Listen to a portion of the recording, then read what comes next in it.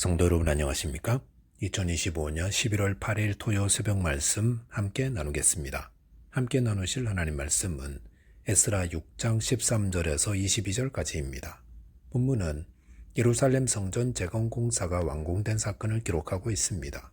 본문을 통해서 하나님의 말씀이 믿음으로 살게 해줌과 신앙의 결단과 헌신에 대해서 묵상하겠습니다. 첫째 묵상할 내용은 하나님의 말씀을 통해 믿음으로 승리한다는 것입니다. 본문 13절 보시면 다리오 왕의 조서가 내림에 유브라데 강 건너편 총독 다뜨네와 스달보스네와 그들이 동관들이 신속히 준행하니라 하였습니다. 다리오 왕은 예루살렘 성전 재건에 대해 절대로 방해하지 말고 필요한 모든 것을 국고에서 풍족히 지원하라는 조서를 내렸습니다. 그리고 그 조서를 변경하는 자는 엄히 벌하도록 하였습니다. 이 조서가 내리자 팔레스타인 지역을 담당하고 있었던 바사의 총독 다뜨네와 그의 동료들은 모든 가능한 방법을 찾아 성전 건축을 도와야 했습니다. 아마도 이들은 처음에는 성전 건축을 반대하려 했을 것입니다. 하지만 뜻하지 않은 조서의 내용으로 인해 성전 건축에 협조하는 자 되었습니다. 이를 통해서 저희가 배우게 되는 것은 하나님은 하나님의 일을 하는 자들을 대적의 손에 내버려 두지 않으시고 친히 보호하시며 승리케 하신다는 것입니다. 그러므로 성도들은 주님의 일을 할 때에 낙심해서는 안 됩니다. 주님의 일을 할 때에 어려움 없이 방해 없이 이루어지는 일은 없습니다. 예수님도 많은 핍박과 고난을 당하셨고 바울도 가는 곳마다 어려움과 박해가 있었습니다. 저희도 마찬가지입니다. 그러므로 주님의 일도 그렇고 기도하는 것도 그렇고 낙심하지 말아야 합니다. 멈추지 말고 계속 나아가면 하나님의 도우심을 입어 승리하게 될 것입니다. 본문 14절 보시면 유다 사람의 장로들이 선지자 학개와 이또의 손자 스가랴의 권면을 따랐으므로 성전 건축하는 일이 형통한지라.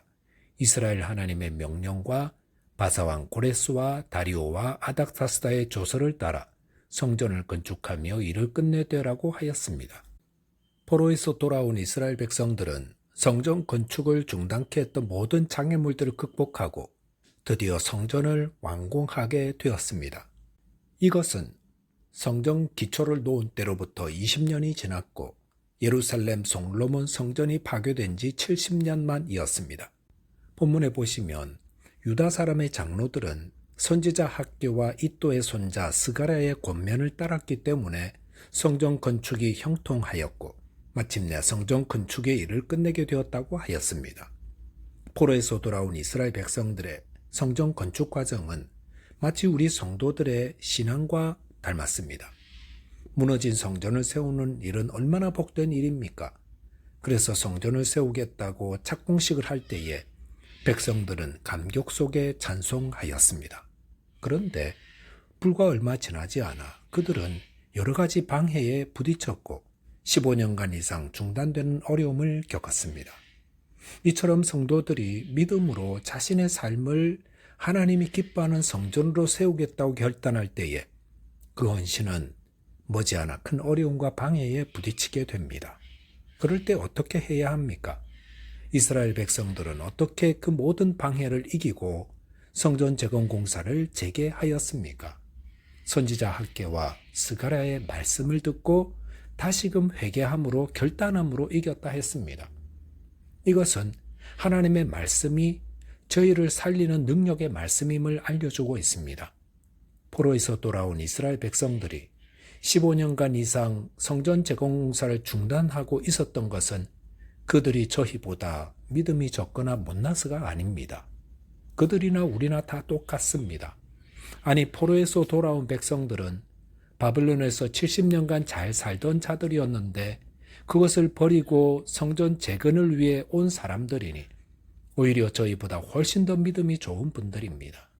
그런 분들도 낙심하여 멈추어 설 수 있는데 저희라고 다르지 않습니다. 그런데 그들은 어떻게 다시 일어섰습니까? 하나님의 말씀으로 격려를 받아 일어섰습니다. 그러므로 혹 낙심되고 지쳐 있거나 믿음의 길에 멈추어서 있다면 다시금 하나님의 말씀을 들어야 합니다. 성경을 펼쳐야 합니다. 그럴 때에 하나님이 주시는 힘과 은혜를 입어 다시 믿음의 길을 걸어갈 수 있습니다. 저와 여러분이 하나님의 말씀으로 믿음의 길을 가는 자 되시기 바라겠습니다. 둘째로 묵상할 내용은 새롭게 신앙의 결단과 헌신을 해야 한다는 것입니다. 본문 16절 보시면 이스라엘 자손과 제사장들과 레위 사람들과 기타 사로잡혔던 자의 자손이 즐거이 하나님의 성전 봉헌식을 행하니라고 하였습니다. 성전이 완공된 후 이스라엘 자손과 제사장들과 레위 사람들과 기타 사로잡혔던 자의 자손들은 성전 봉헌식을 행하게 되었습니다. 본문 17절에 보시면 하나님의 성전 봉헌식을 행할 때에 수소 100마리와 순양 200마리와 어린 양 400마리를 드리고 또 이스라엘 지파의 수를 따라 순염소 12마리로 이스라엘 전체를 위하여 속죄제를 드렸다고 하였습니다. 여기 보면 성전 봉헌식을 행할 때 드려진 제물의 수를 기록하고 있는데 모두 712마리입니다. 이 숫자는 솔로몬 성전 봉헌식 때 드려진 제물의 200분지 1밖에 되지 않는 아주 작은 수입니다. 하지만 제2성전 봉헌식에 참여한 이스라엘 자손들의 처지가 얼마나 어려웠습니까? 그런데도 이들이 이만한 제물을 바쳤다는 것은 이들이 최선을 다해 하나님께 봉헌 제물을 드렸음을 알 수 있습니다. 하나님이 보시는 것은 단순히 제물의 양이 아니라 그 제물을 드리는 자의 믿음입니다. 마가복음 12장 43절에서 예수님이 성전의 헌금함에 헌금 넣는 많은 사람들 가운데 한 가난한 과부를 보시고 이 가난한 과부는 헌금함에 넣는 모든 사람보다 많이 넣었도다라고 칭찬하셨습니다. 가난한 과부가 어떻게 성전에 헌금하는 많은 사람들보다 많이 넣은 것입니까? 그것은 그가 가난한 가운데 자신의 생활비를 전부 드리며 온전히 헌신하였기 때문이라 하였습니다. 가난한 과부의 생활비는 너무도 적은 액수였을 것입니다. 그럼에도 이 과부는 자신에게 베풀어진 하나님의 은혜와 사랑에 감사하여 최선을 다해 하나님께 헌금하였던 것입니다. 하나님께 드리는 헌금은 절대로 억지로 하지 말고 자발적으로 드려야 합니다.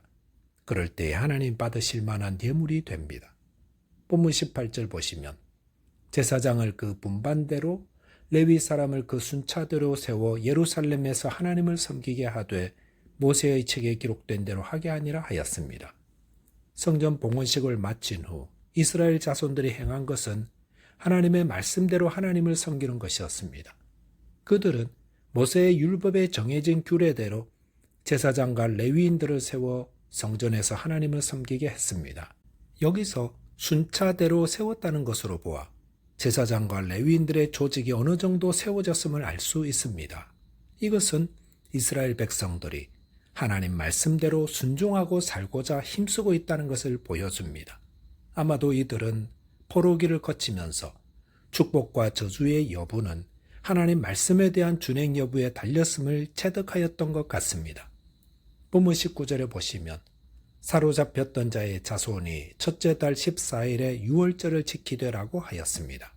그리고 22절 보면 유월절 후 7일 동안 무교절을 지켰다고 했습니다. 여기 보면 이스라엘 역사에서 신앙 회복이 시작될 때마다 유월절 행사가 준수되었다는 사실을 알 수 있습니다.